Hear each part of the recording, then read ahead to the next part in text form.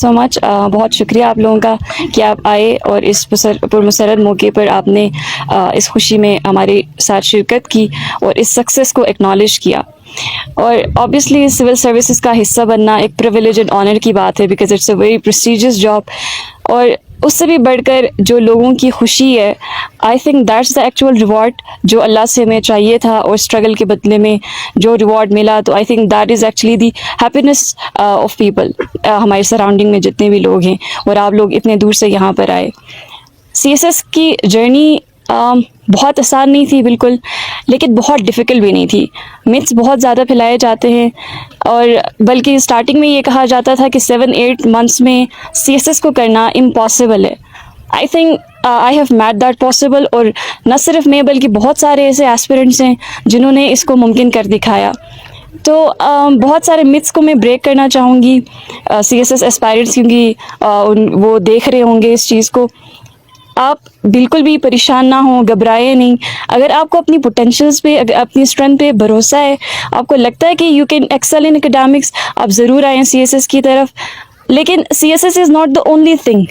ये भी मैं साथ साथ बताऊं कि ये नहीं कि आप सब कुछ छोड़ छाड़ के 3 साल 4 साल 6 साल लोग सीएसएस करने में लग जाते हैं, ये भी गलत बात है। You can go for other professions as well. लेकिन हाँ, अगर आप सीएसएस करना चाहते हैं तो I have pages as well Instagram पे, आप यू कैन फॉलो मी, हम गाइड कर सकते हैं। और इंग्लिश एसे और precis obviously they are like a little tough subjects comparatively. लोगों को लगते हैं मेरी डिग्री इंग्लिश में थी, so it was easy for मी।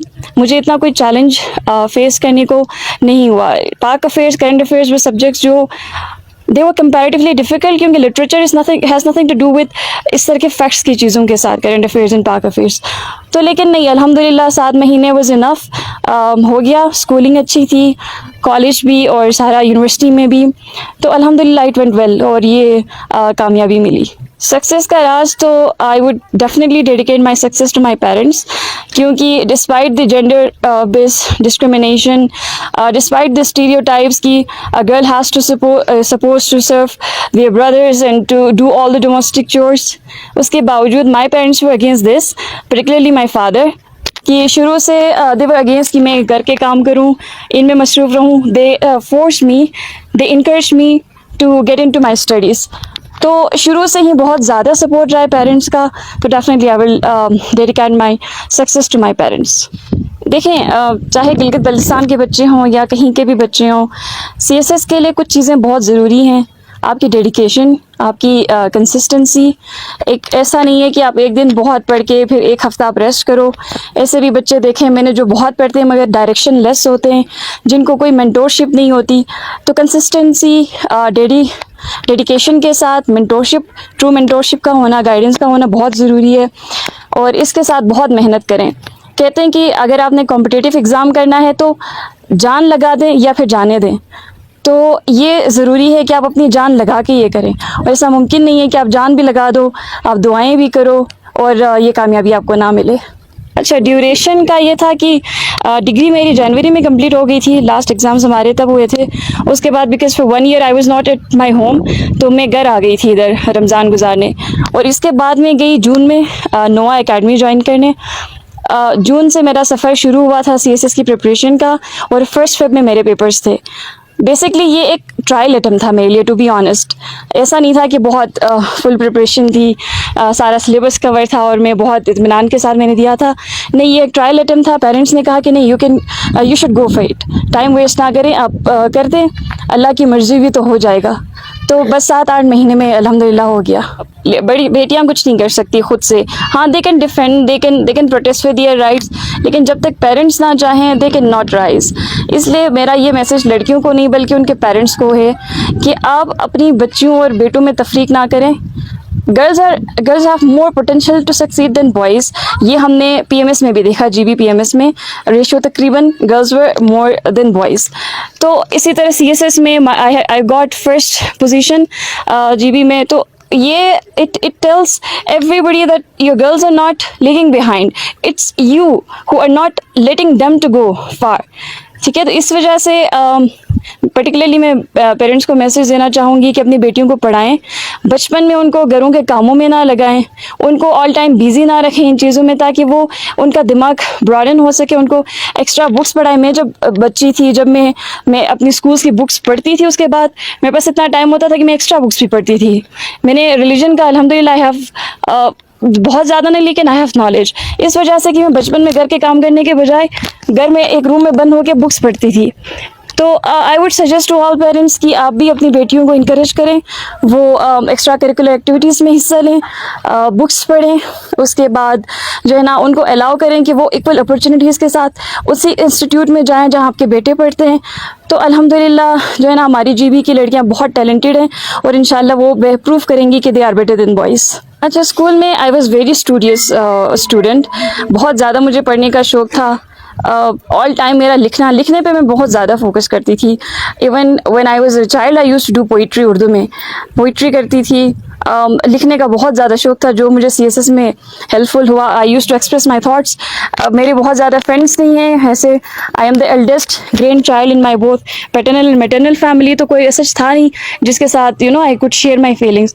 तो whatever I had in my mind में मैं वो लिखती थी, साथ पढ़ती थी, और बल्कि जो बुक्स में एक्स्ट्रा चीज़ें दी हुई होती हैं जो usually teachers they do not recommend कि वो आप पढ़ें, मैं वो भी पढ़ के जाती थी कि क्या पता इधर से भी क्वेश्चन आ जाए।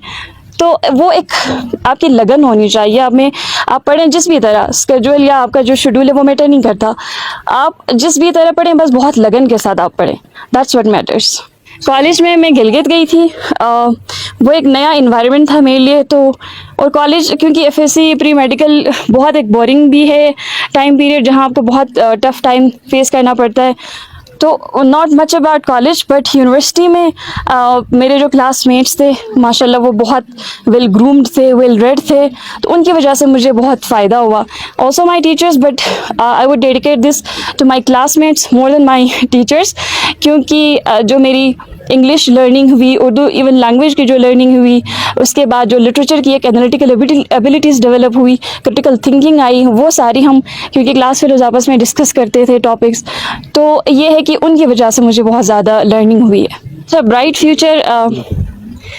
फ्यूचर किसी एक पर्टिकुलर फील्ड में नहीं होता। सबसे पहले मैं ये आपको बताना चाहूँ, गिलगित बल्तिस्तान को हम सब ने मिल के तरक्की की राह पे गामजन करना है। वो सिर्फ सिविल सर्विसेज की तरफ आके नहीं हो सकता, एंटरप्रेन्योरियल अपॉर्चुनिटीज़ हैं, बिजनेस की तरफ जाएं, अदर जॉब अपॉर्चुनिटीज़ हैं, आपने हर तरफ, आप इंजीनियर हैं, आप डॉक्टर हैं, आप CSP ऑफिसर हैं, व्हाटसोएवर यू आर इन, आपने अपनी ऑनेस्टी के साथ, डेडिकेशन के साथ, आप सबसे पहले तो अपनी स्टडीज़ कंप्लीट करें, क्योंकि बहुत सारे बच्चे डिग्रीज तो कर लेते हैं बट वो उस वर्थ नहीं होते कि वो डिग्री उनको दी जाए, उस काबिलियत के साथ वो पढ़ते नहीं, मेहनत के साथ पढ़ते नहीं, वो डिग्री डिज़र्व नहीं करते।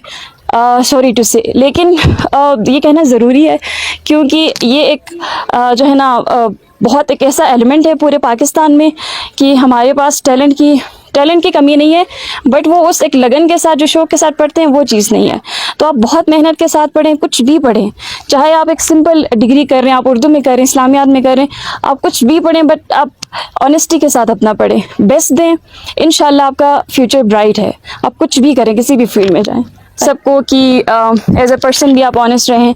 सिविल जो है एक सेंस ऑफ रिस्पॉन्सिबिलिटी है जीबी, क्योंकि I might not have another platform जहाँ मैं ये बात कह सकूँ कि सिर्फ ये बात ब्राइट यूथ के लिए नहीं है या उनके फ्यूचर के लिए नहीं, बल्कि फ्यूचर ऑफ गिलगित बल्तिस्तान के लिए है।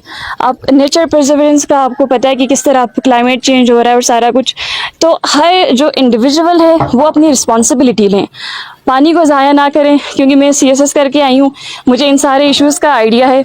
तो मैं बहुत ये उस हम्बल रिक्वेस्ट के साथ कहना चाहती हूँ, पानी का ज़िया ना करें, रिसोर्सेज को प्रिजर्व करें, और इस पूरे एरिया को अपने घर की तरह, जिस तरह आप अपने घर की रिस्पॉन्सिबिलिटी लेते हैं, पूरे एरिया का सोचें और इसकी रिस्पॉन्सिबिलिटी लें।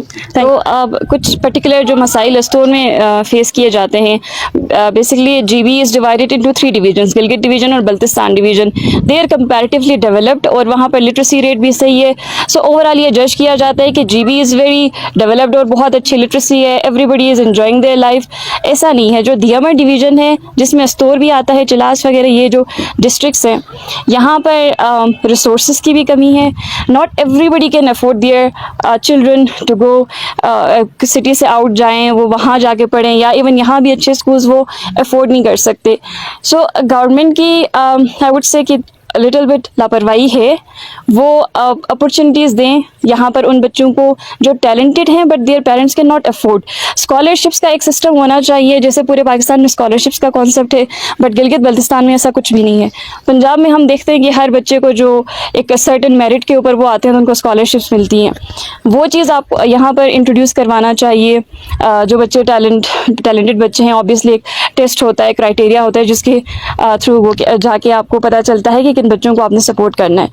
इसके अलावा स्कूल सिस्टम के जो अंदर क्वालिटी है, लैब सिस्टम नहीं है. मैंने मैट्रिक यहाँ से किया, I was not even aware of what this lab is, कि इसमें क्या होता है, अनलेस कि मैं गिलगित गई और आई सॉ देयर.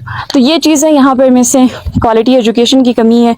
तो ये जो है ना, नॉट यहाँ के जो लोग हैं वो इतना अफोर्ड नहीं कर सकते. इफ़ यू से कि ये अपने बिहाफ पे करेंगे तो they do not have that much resources. आप सपोर्ट करें. गवर्नमेंट से भी रिक्वेस्ट है, पॉलिटिशियन से भी रिक्वेस्ट है, जो यहाँ के रिप्रेजेंटेटिव्स हैं और NGOs जो हैं, आई वुड रिक्वेस्ट देम कि यहाँ पर आप इन्वेस्ट करें बच्चों की तालीम पे, क्योंकि बच्चे तालीम याफ्ता नहीं होंगे तो कोई भी एरिया कभी भी डेवलप नहीं हो सकता. तो quality education with education literacy rate ज़रूरी है. Thank you.